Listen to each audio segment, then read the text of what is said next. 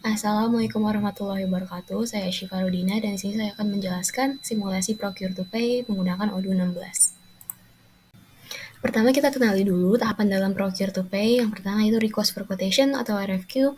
RFQ itu merupakan tahap pertama dalam siklus pembelian di mana perusahaan mengirimkan permintaan kepada vendor untuk mendapatkan penawaran harga dan kondisi lain terkait barang atau jasa yang kita butuhkan.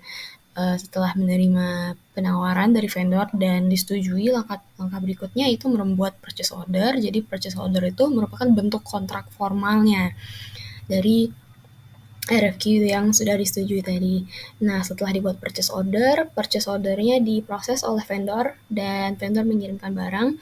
Selanjutnya itu kita masuk pada tahap receive. Tahap receive itu merupakan tahap di mana kita melakukan pengecekan terhadap barang yang sudah kita terima.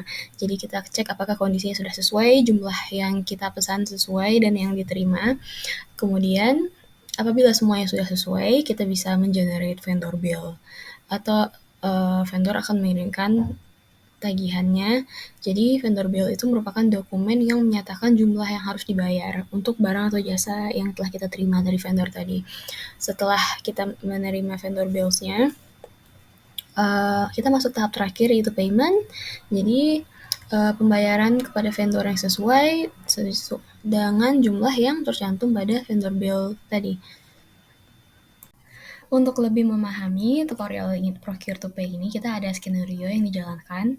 Dan di sini kita bukan membeli produk ya teman-teman, kita di sini membeli jasa. Jadi ceritanya kita sebagai PT kreatif konsultan, kita membutuhkan jasa untuk konsultasi IT untuk proyek peningkatan sistem informasi kita. Nah, kita berencana untuk menganggarkan biaya sebesar 50 juta untuk konsultasi ini. Dan ini sesuai deskripsi jasa konsultasi IT untuk analisis dan peningkatan sistem informasi. Ada satu paket ya yang kita beli itu ke si PT Solusi Teknologi. Untuk lebih jelasnya mari kita lihat tutorialnya.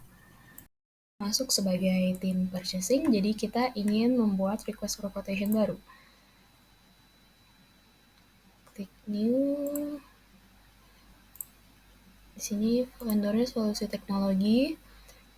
IDR, produknya kita itu jasa ya teman-teman. Jadi kita daftarkan dulu jasa ini, bikin new. Kita itu konsultasi can be purchased dan tipenya itu service karena dia jasa. Sesuai anggaran kita tadi 10 juta. Ini untuk satu paket ya teman-teman. Save dan close. Oke, di sini subtotalnya udah sesuai. Kita meminta untuk satu paket ini anggarannya 50 juta. Jadi kita simpan dulu RFQ-nya. Oke, setelah disimpan, kita bisa mengirimkan RFQ ini ke vendor dan menyepakati apakah mereka untuk paket yang diberikan itu setuju dengan unit price sekian. Jadi kita bisa send by email atau download. Print RFQ ini dia akan mengunduh file PDF ya teman-teman. Kemudian lewat file PDF itu kita bisa mengirim lewat media lain. Namun di sini saya akan mensimulasikan send by emailnya. Oke, di sini muncul emailnya. Body text-nya ini bisa diganti, diubah sesuai yang kita butuhkan. Attachment-nya sebagai berikut. Itu terunduh ya teman-teman kalau kita klik. Nah, kelihatan seperti berikut. Ini RFQ-nya. Jadi, kita klik send.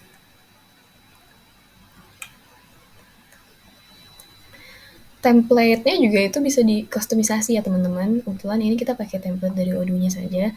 Nah, terlihat di log-nya di sebagian kanan kalau RFQ ini udah terkirim. Nah, setelah negosiasi dan vendor mengirimkan kembali jawaban dari email ini, kita bisa konfirmasi apabila kita telah mencapai kesepakatan. Jadi kita confirm order sebagai berikut dan statusnya itu akan berubah menjadi purchase order. Seperti berikut teman-teman, RFQ send, purchase order. Nah, sebagai konfirmasi kita juga dapat mengirimkan purchase order ini ya teman-teman, send by email lagi.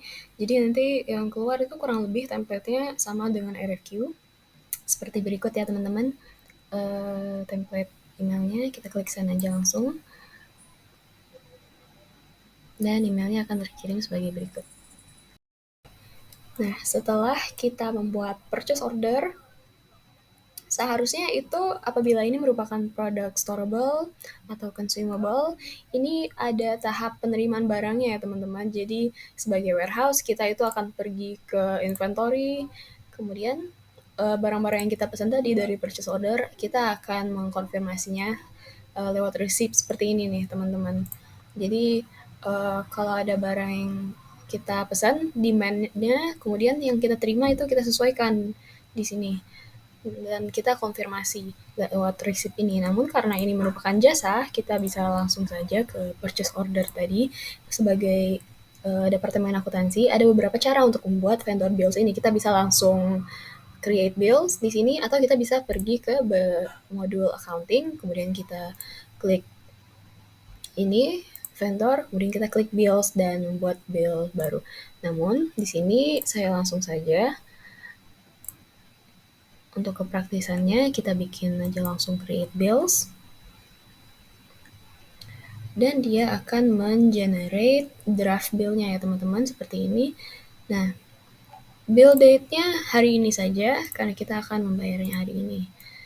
Payment reference, oke, semuanya, jurnalnya, procurement journal, produknya sesuai, subtotalnya udah sesuai. Oke, kita bisa langsung konfirmasi.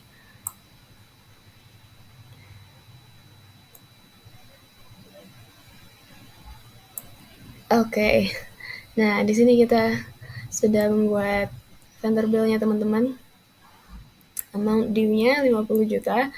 Kita harus sekarang membayar. Nah, anggap kita sudah membayar, kita register payment-nya dari bank.